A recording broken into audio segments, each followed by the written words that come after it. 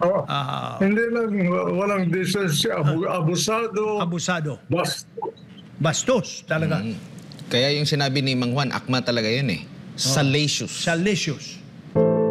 Nagbigay ng komento ang dating senador na si Juan Ponce Enrile sa comedian host na si Vice Ganda tungkol sa suspension sa kanila ng MTRCB.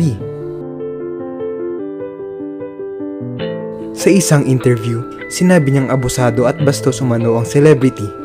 Ayon sa kanya, sarili lang umano ang iniisip ni Vice at akala niya ay maganda ang ginagawa niya. Panoorin ito. Problema dito sa bansa natin. Yes, sige Mang Juan. Kung meron kang power, political, social, economic, or whatever, halos hindi mo na iniisip yung kapwa. Nalalasing ka sa inyong kapangyarihan. Yung binigay na katangian mo sa iyong lipunan ay hindi mo na tinitingnan ang kapakanan ng mga iba. Tama. Sarili mo na lang ang iniisip mo. Akala mo maganda yung ginagawa mo pero bastos ka. Bastos ka ng tao. Wala kang decency. Hindi ka dapat maging Hindi lang walang decency, abusado, abusado. bastos. Bastos talaga. Kaya yung sinabi ni Mang Juan, akma talaga yun eh. Salacious. Salacious. Oo. Para may saliva eh. Ang sabi pa dito sa ating mahiwagang... Parang salay-salay. Akala ko saliva eh. Napagpatawa yung binabanggit mo na babae. Pag wala pa ng araw, ganyan na yan.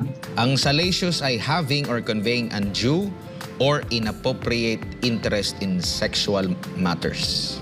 Salacious. Matatanda ang naghain ng 12-day suspension ng MTRCB sa programang It's Showtime dahil sa pagkain nila Vice at Ayon Perez ng icing ng cake na hindi umano akma para sa mga viewers lalo na sa mga bata.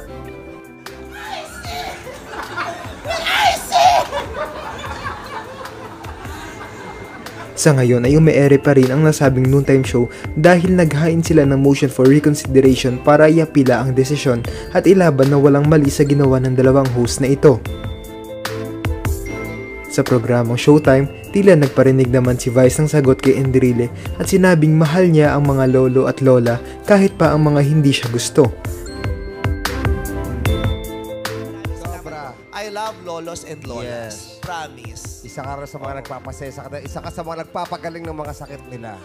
At di totoo yan, itong Showtime, kaya namin patuloy itong ginagawa, lalong-lalo na yung tawag ng tanghalan. Kahit may mga pagkakataon na yung ibang tao parang nagsasawa na sila sa tawag ng tanghalan. Ang dahilan po kung bakit namin tinutuloy-tuloy yung tawag ng tanghalan, kasi yan yung pinaka-paboritong segment ng mga matatanda. Tama. Yan yung wala na silang gagawin, nakaupo lang sila sa tumba-tumba, makikinig lang sila ng mga kumakanta. Kaya Correct. yun po ang ibinibigay namin sa matatanda. At isa sa mga pinaka gustong-gusto namin pinagseservisyohan at pinag-aalayan ng saya ay yung mga matatanda nating nanonood sa atin. We love the elderly. Yes. Our grandmas and our grandpas, we love you, lolos and We lola. love you. Kaya kay lolo mo, kay papa mo, pakisabi sa kanya, love na love ko siya. Pati na rin sa mga lolong hindi ako masyadong like, I still love you po. Ano ang masasabi nyo rito?